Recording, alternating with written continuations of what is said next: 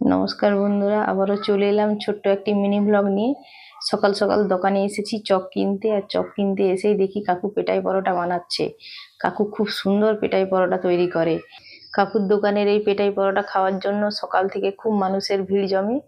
তো কাকু সকাল থেকে দুপুর 12টা পর্যন্ত পেটাই পরোটা তৈরি করতেই থাকে। আমি প্রায় দিনই বাড়িতে কিনে নিয়ে গিয়ে খাই, আমার মেয়েরাও খেতে খুব পছন্দ করে।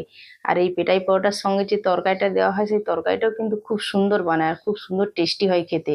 তাই কাকু কিভাবে পেটাই পরোটা বানাচ্ছে আপনাদের সাথে শেয়ার করছি, আপনারা ভিডিওটা দেখুন আর এইভাবে পেটাই পরোটা বাড়িতে বানাবেন।